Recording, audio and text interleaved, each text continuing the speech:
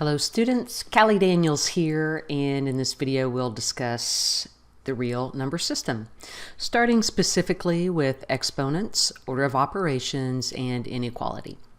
In example 1, we want to find the value of each exponential expression. In part A, we have 6 squared. Well, 6 squared tells us to multiply the base, which is 6, times itself 2 times. Here the base is 6, the exponent is 2. And 6 times 6 is 36. In part B, we have a base 2 raised to the exponent 5, which tells us to multiply 2 times itself 5 times. And that is 32. In part C, we have 3/4 as the base to the 3rd power, where 3 is the exponent. This tells us to multiply 3/4 times itself 3 times. And multiplying in the numerator, we have 3 times 3 times 3, which is 27. And in the denominator, 4 times 4 times 4, which is 64. Lastly, in part D, our base is 0.5, or you might say 5/10. And as we multiply 5/10 times itself 2 times, well, let's just do this. 5 times 5 is 25. And now we count our number of decimal places. There are 2. So we come over 2 places in that product or result. Our answer, 0.25, or you might say 25 hundredths. Regarding our order of operations, as we simplify expressions, if grouping symbols are present, we'll simplify within them innermost first, and above and below fraction bars separately, in the following order. Step 1, apply all exponents. Step 2, do any multiplications or divisions in order from left to right. Step 3, do any additions or subtractions in order from left to right. And if no grouping symbols are present, we're going to start with step 1. You've probably heard in the past the acronym PEMDAS, which is parentheses or grouping symbols, exponents, multiplication and division, addition, subtraction, in that order. Well, in example 2, let's simplify each expression. Now, in part A, we're going to perform our multiplication within the second term first. 5 times 6 is 30, and 4 plus 30 is 34. In our second expression here in part B, okay, notice our plus and minus signs separate this expression into 3 different terms, and we're going to work within those terms, performing any multiplication and applying exponents prior to addition subtraction. Here we go. 12 minus 3 times 3 is 9. We've got our plus sign, and 5 times 2 is 10. So multiplication and applying exponents come before addition and subtraction of terms. Now we'll work left to right. 12 minus 9 is 3, and 3 plus 10 is 13.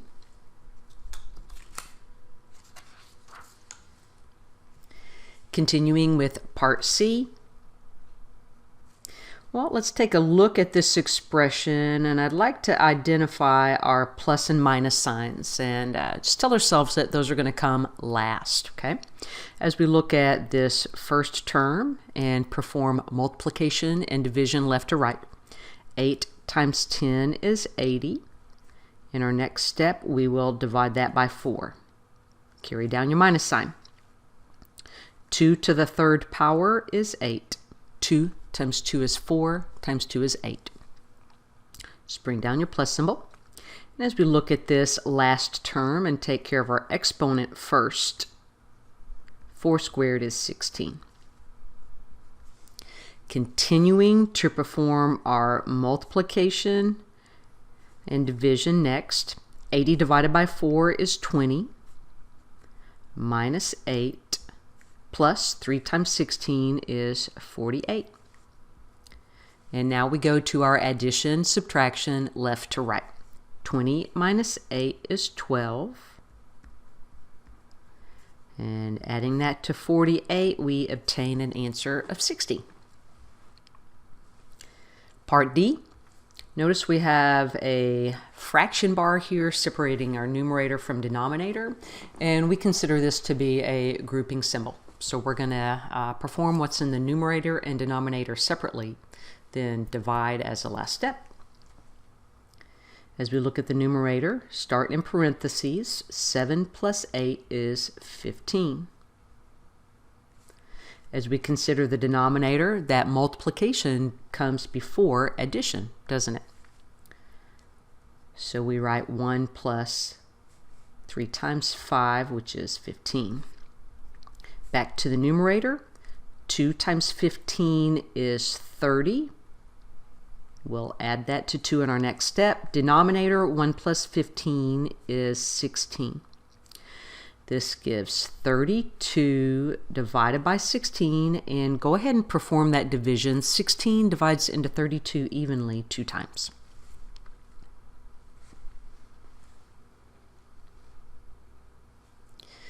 Example 3. Let's determine whether each statement is true or false. Well, in part A, 10 minus 2 is 8. So this says that 12 is not equal to 8. That's true. They are not equal. Part B, as we simplify, this will read 5 is greater than 8. That is false. 8 is greater than 5. Part C, 1/4 is less than or equal to 0.25 or 25 hundredths. Well, it might help to convert both of these to the same form. So I'm going to choose 1/4 and divide 1 by 4. We locate our decimal point. 4 divides into 10 2 times. 2 times 4 is 8. That difference is 2. I'm going to add a 0 and drop it down. 4 divides into 20 evenly 5 times. So that suggests that 1/4 in its equivalent decimal form is 0.25 or 25 hundredths, and therefore this is a true statement. 0.25 isn't less than itself, but it is equal to itself. And we read this as less than or equal to. So only one or the other of those has to be true for us to call this a true statement. Lastly, 5/9 is greater than 7/11. 7/11. 7/11, huh?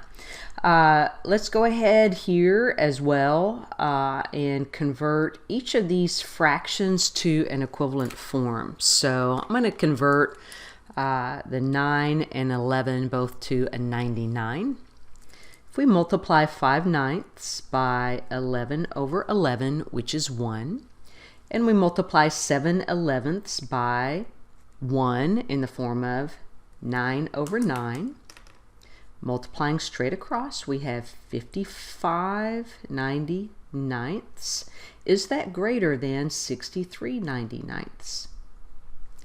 Well, if you take a pizza and slice it into 99 slices, 63 of those 99 slices is larger than or more than 55 of the 99 slices.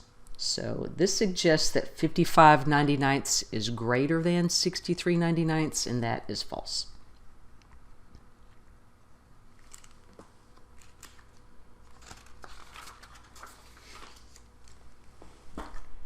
Next, we'll talk about variables, expressions, and equations.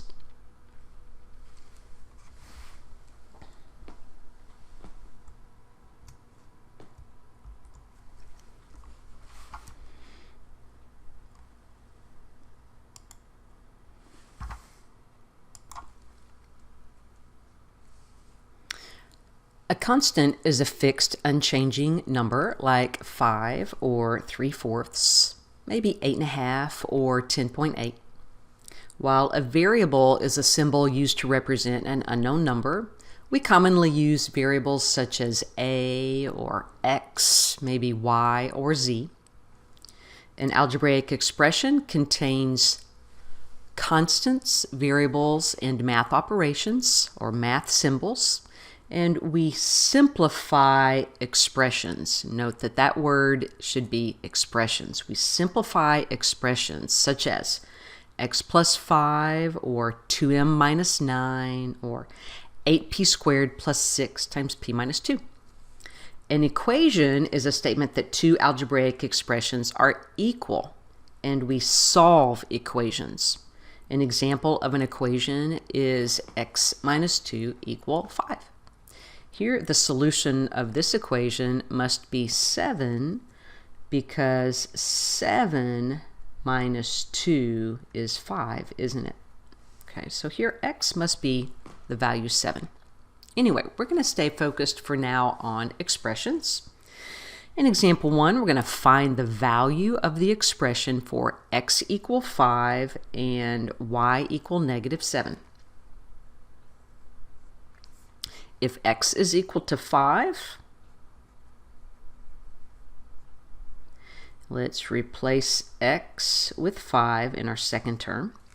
And if y is negative 7, we'll replace y with negative 7 in that first term. Okay. I'm using some vocabulary here. Terms are these things that are separated by the plus and minus symbols in expressions and equations. Now let's evaluate or simplify. Okay, negative 7 times negative 7 is positive 49. 2 times 5 is 10. Now 3 times 49, just thinking through this, 3 times 50 is 150. 3 times 49 is 147 as I subtract 3 from 150. You can use your basic calculator for that if you'd like to. 147 minus 10 is 137 for our final answer there. In example 2, decide whether each is an equation or an expression. Well, we know that in part A that is an equation because we see an equal sign and an expression on both sides. While in part B, this must be an expression to simplify. Okay, there is no equal sign. We don't solve for x there. We would only simplify such an expression. And next we'll talk about real numbers and the number line.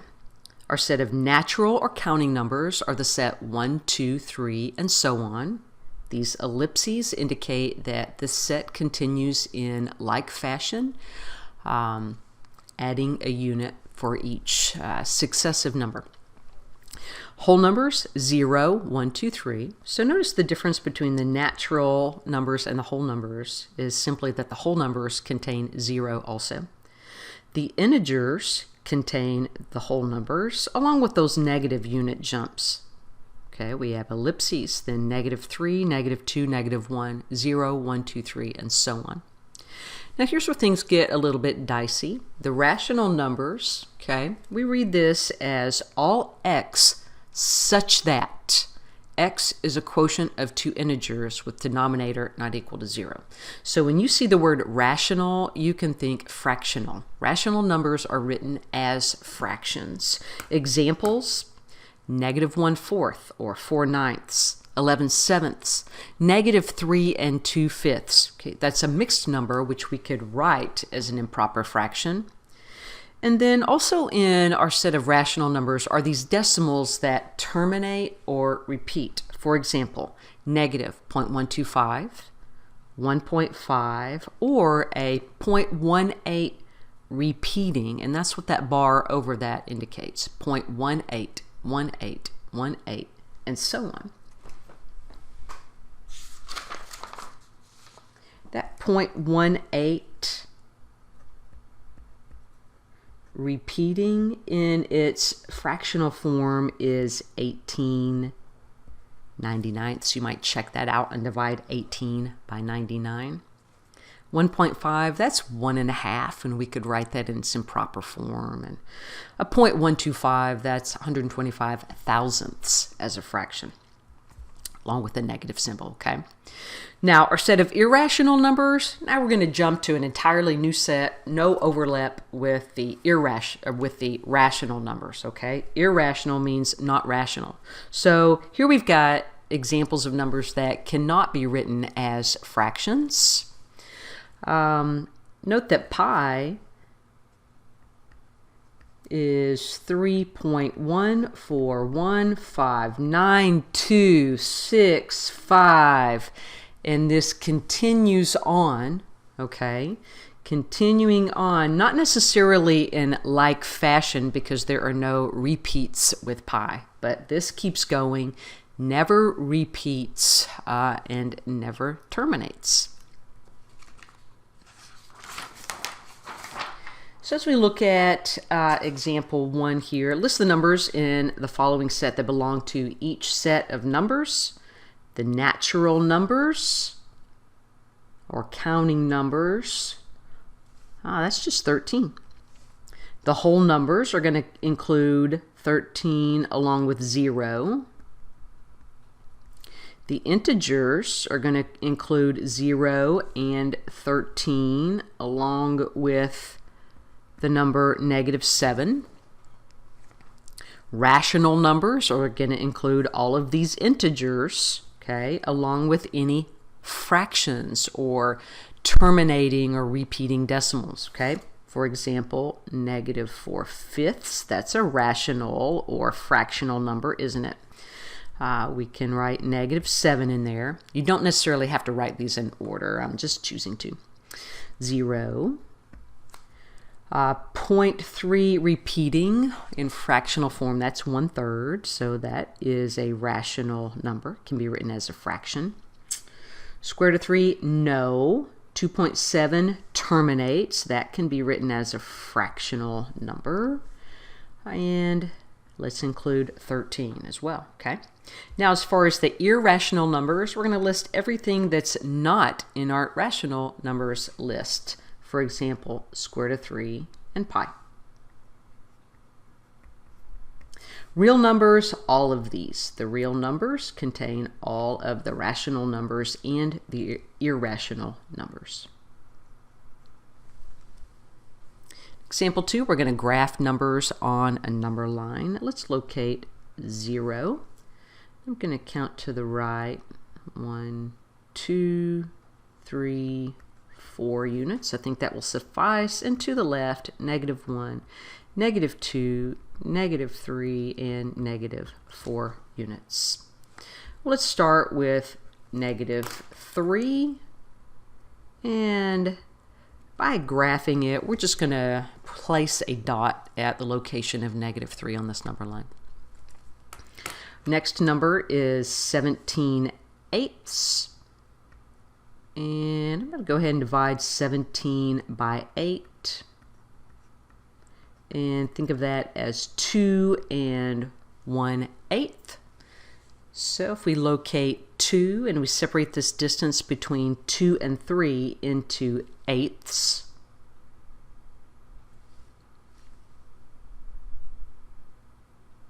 okay, so 8 slices, we'll go just one of those, 2 and 1/8.